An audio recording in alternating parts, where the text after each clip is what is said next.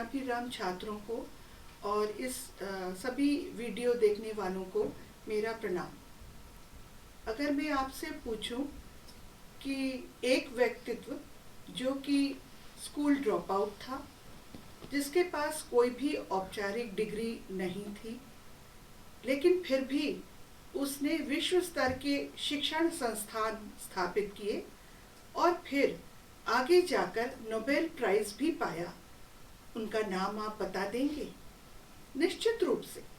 अगर चाहे भारतीय हो चाहे किसी भी देश के वासी हों, आप कहेंगे रविंद्रनाथ ठाकुर। इतनी प्रतिभा के धनी कि सहसा विश्वास नहीं होता कि इतने सारे गुण किसी एक व्यक्ति में क्या हो सकते हैं, परंतु ये सत्य है। ऐसे सभी गुण, चाहे हम नाटक की बात करें, चाहे संगीत की, चाहे शिक्षा की या कविता की या चित्रकारी की, उन सभी में केवल अपने विचार ही व्यक्त नहीं किए, अपितु अपनी कुशलता का पूरे विश्व से लोहा मनवाया। ऐसे व्यक्तित्व के धनी व्यक्ति रविंद्रनाथ ठाकुर को आज हम लोग एक शिक्षा शास्त्री के रूप में जानेंगे। रविंद्रनाथ ठाकुर का शिक्षा दर्शन मूल रूप से आदर्शवाद, यथार्थवाद और प्रकृतिवाद का मिश्रण है। उन्होंने 5 वर्ष की आयु में ही 5 विद्यालय बदल लिए थे। ये उनके परिवार ने उन्हें स्वतंत्रता दी थी कि वो ऐसा कर सके।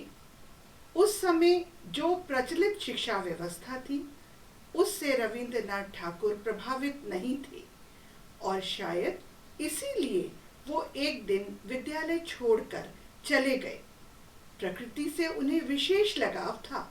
वो कहते थे कि जब मैं पत्तों को देखता हूँ, पेड़ पौधों को देखता हूँ, तो मुझे ऐसा लगता है जैसे वे मुझे अपनी ओर बुला रहे हों।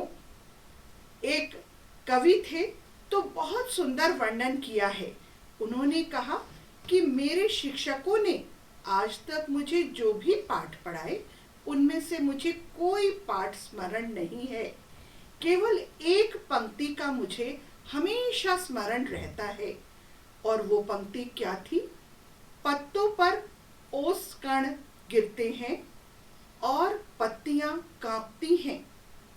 इतना सुंदर प्रकृति का वर्णन करती हुई ये कविता शायद उनकी किसी पाठ्य पुस्तक में रही होगी। कहने का तात्पर्य यह है कि केवल पुस्तकीय ज्ञान छात्रों को प्रोत्साहित, उत्साहित या रुचि लेने के लिए बाध्य नहीं करता। छात्रों को के मौलिक विकास के लिए, मौलिक स्वतंत्रता के लिए उन्होंने प्रयास जीवन भर किया। उनका मानना था कि कलात्मकता का विकास केवल एक शैक्षिक रूप से स्वतंत्र वातावरण में ही संभव है। हम सभी उनकी वो सुंदर कहानी जो तोते की थी, उससे सभी जानते हैं, और हमने सभी किसी न किसी समय शायद वो कहानी सुनी होगी, जिसमें एक तोते को ये प्रयास किया गया कि शिक्षा दी जाए, और उस प्रयास में जो शिक्षक थे उसके, उन्होंने ये नहीं जाना कि उसकी मौलिक इच्छा क्या है, उसकी मूल प्रवृत्तियां क्या है उस तोते की। वो तो स्वच्छंद रूप से उड़ने की है, परंतु क्योंकि राजा ने लोगों को यह निर्देश दिया था कि किसी भी तरह इस तोते को शिक्षा दी जाए, तो जो उसके शिक्षक थे उन्होंने और प्रकांड पंडितों ने पुस्तकों के पृष्ठ फाड़ फाड़ के उसे खिला दिए। और एक दिन जब राजा निरीक्षण के लिए आए तो उन्हें ये पता चला कि तोते की शैक्षिक प्रक्रिया पूरी हो गई है। उन्होंने जब उसे सोने के पिंजरे से बाहर निकाला और अपने हाथों में लिया, तो ये देखा कि वो पक्षी तो बिल्कुल निर्जीव था। उसमें ना तो कोई किसी भी तरह की ध्वनि, ना आवाज और ना ही सांसें चल रही थी। पक्षी तो मर गया था, परंतु कैसे, ये किसी को नहीं पता। इसी तरह से यदि शिक्षा व्यवस्था में हम अपने छात्रों को सीखने के लिए, पाठ्य पुस्तक पढ़ने के लिए बाध्य करेंगे, तो ऐसी शिक्षा, ऐसा ज्ञान कभी भी स्थायी नहीं हो सकता। रविंद्रनाथ ठाकुर ने पाश्चात्य जगत के समक्ष शांति निकेतन और विश्व भारती जैसे महान शिक्षा संस्थाओं की स्थापना करके एक उदाहरण प्रस्तुत किया, जहां छात्रों को पूरी स्वतंत्रता है कि चाहे तो वो किसी कक्षा के अंदर बैठकर पाठ पढ़े और चाहे तो किसी भी वृक्ष के नीचे। अध्यापकों के लिए भी शिक्षण विधि वहां निश्चित नहीं है। जैसी आवश्यकता हो, जैसा छात्र चाहते हो, शिक्षक अपनी शिक्षण विधि में परिवर्तन कर सकते हैं, जिससे कि छात्र अपने पूर्ण स्वतंत्रता और रुचि को ध्यान में रखते हुए पाठ का अध्ययन कर सके। रविंद्रनाथ ठाकुर ने छात्रों के लिए ऐसी व्यवस्था की कि उन्हें भी उसी तरह से शिक्षा में भाग लेना है जैसा कि एक शिक्षक लेता है। वो उस कक्षा से, और जिसमें केवल छात्र एक मूक श्रोता की भांति बैठा रहता है, ऐसी कक्षा को वो प्रोत्साहित नहीं करना चाहते थे। और उन्होंने उसका, क्योंकि कवि थे, बहुत सुंदर वर्णन किया है। अंग्रेजी में हम उसको इस प्रकार से कहेंगे, We sit inert like some dead specimens of a museum while the lessons are pelted at us from on high like hailstones on flowers।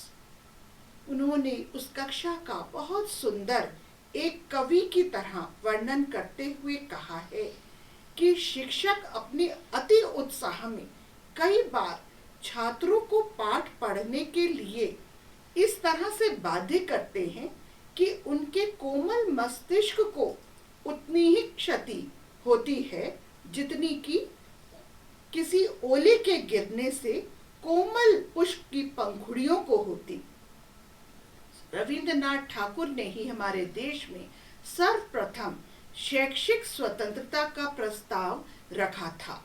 उनका मानना था कि एक मौलिक विचारों का या एक मस्तिष्क का विकास तभी हो सकता है और कलात्मकता का विकास तभी संभव है जब हम अपने छात्र को सीखने के लिए एक स्वतंत्र वातावरण दें। आज हम ऐसा नहीं करते शिक्षक के रूप में। हाँ, हम सभी जानते हैं कि शिक्षक के रूप में कभी ना कभी हमने इस परिस्थिति का सामना किया होगा।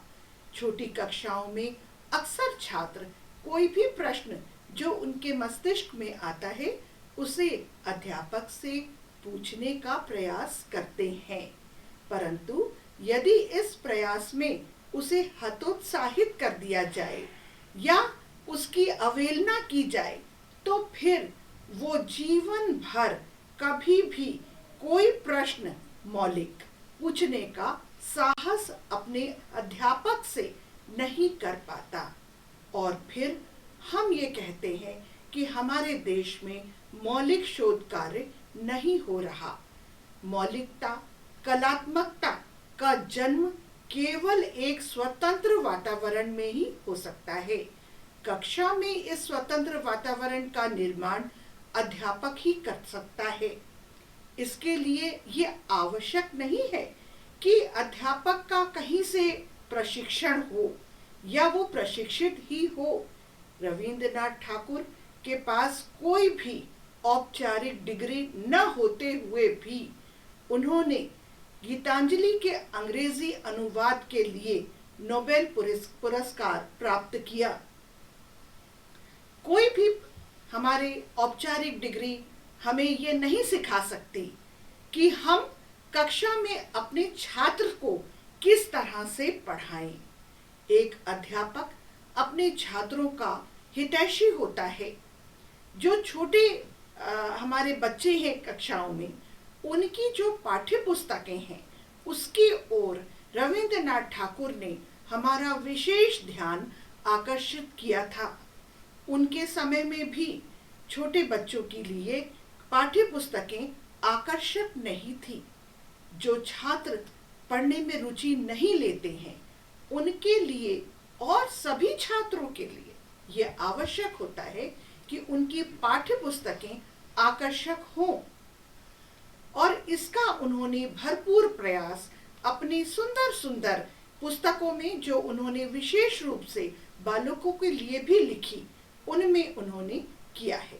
रविंद्रनाथ ठाकुर एक महान शिक्षा शास्त्री, दार्शनिक, कलाकार, कवि और न जाने कितने ही नाटककार, उपन्यासकार थे। उनके उपन्यासों का महत्व हम इससे समझ सकते हैं कि आज भी यदि कोई फिल्म उनके उपन्यास पर आधारित बनाई जाती है तो वो निश्चित रूप से एक हिट फिल्म की श्रेणी में आती है। धन्यवाद।